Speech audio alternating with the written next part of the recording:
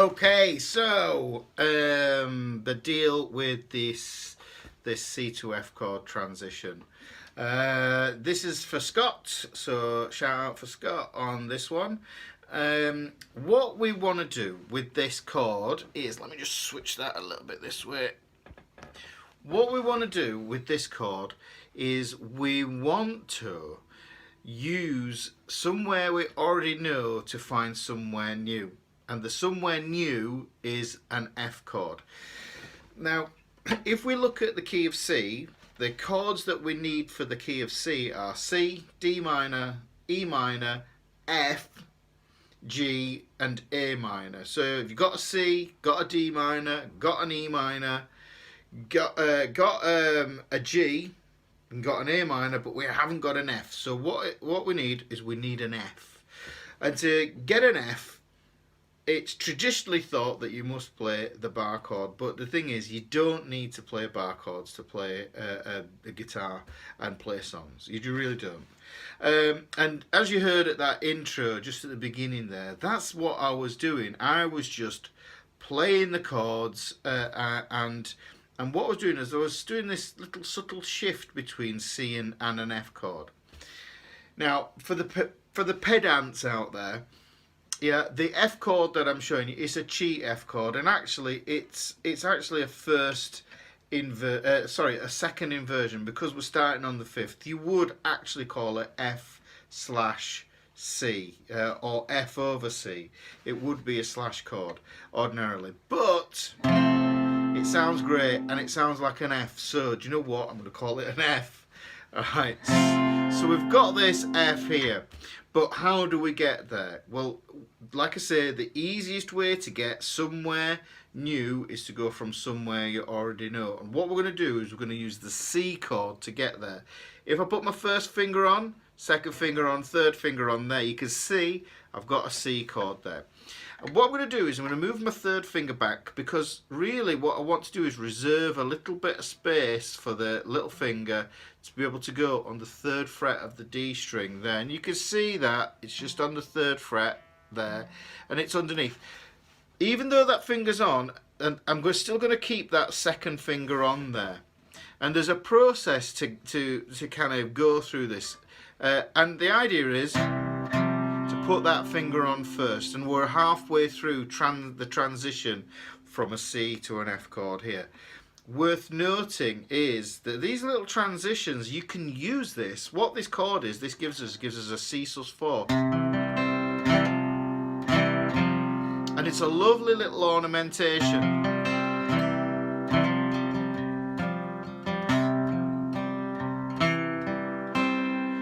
And that's something you could easily add to your repertoire of chords. But the cool thing is, if I put that pinky on again, and then watch my second finger, I move it down one string southwards towards the ground as gravity goes. So now I've moved that second finger from the D string second fret onto the G string second fret. And what you can see essentially underneath those four strings, underneath the A, the D, the G, and the B string, we have the same notes that we need to make an F chord. There's an F chord. Now, if I kept this shape here, you can see, if I take my first finger off and move that back a fret, you can see it's an E shape. So what we've kind of done is we've got to that shape via C. Normally that's not the way you do it, but in this instance this is the way we're going to do it. So we've got that one there. Now the cool thing is that second finger I can hammer on there, just like I did with that C sus4. I can hammer that on. I'm actually going from an F sus2 to an F chord there. We're calling it an F. It's an F. You can be pedantic as you want about it, it's still an F. Now if you wanted it to be a proper full bar chord F, then you would just put your first finger all the way across and you get the full chord. But it's not economical. It absolutely isn't economical. So what we want to do is get Get that there. Switching. Look how easy that is for my hand to do. And the way we practice it is basically, and you could do it without strumming, because that means that you are really focused on what's going on. So if I hold my strings and my neck of my guitar here and I go C chord, little finger on, second finger down. Reverse it, do everything in reverse, second finger up, little finger off. Little finger on, second finger down. Second finger up, little finger off. Just sit, do that for 5 minutes and it will embed super quick. You will get that chord change down super quick. So just going like that. Now the reason I favour this grip, and when I play this grip I do like to roll over and catch this thin E string as well, but it's not necessary. It just gives me that nice root note on the top of the chord. There's my C, there's an F. And the cool thing is this becomes a transposable shape just like a bar chord.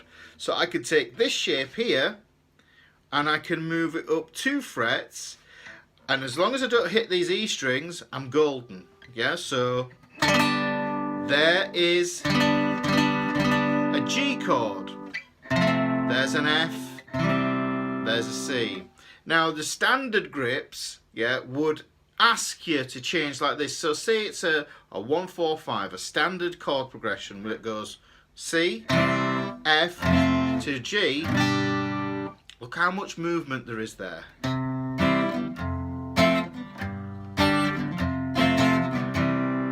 There's a lot of movement in there and it's not really that efficient.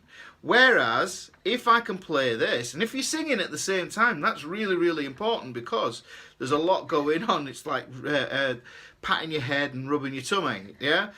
Well here, if I do C, F and G, I get, remember, no E strings. For this to work, you can't play any E strings at all, so you just got to be accurate with your plectrum, or if you're just using your fingers, then that works also. C, F, G, F, C. It's minimal movement. The first and the third fingers, they stay on the A and the B strings respectively. And that makes all those chord changes easier. What's also probably worth doing is changing from all the other chords that you have in C major, C, D minor, D minor, so that's the next chord. So we go from D minor to the F, D minor to the F. It's worth practicing that change. D minor, F, D minor, F. You can do it where you just hold the chords, move your fingers. Hold the chords, move your fingers. But then you need some sort of auditory feedback of what's going on there. E minor to an F. E minor to an F. It's something you're going to come across. Then we've got the F to an, well, no F to an F, but G to an F, that's this. And then A minor to F. Well, that's nice and easy because that first finger stays exactly where it is. That's what I call an anchor finger, yeah? That finger is anchored. That means you've got all these different chord changes.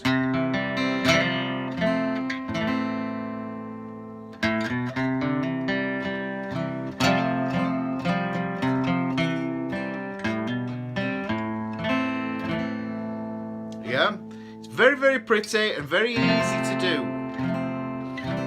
If you can play a C, you can play this F. So that's the easiest way to get to an F, by transitioning from C to an F.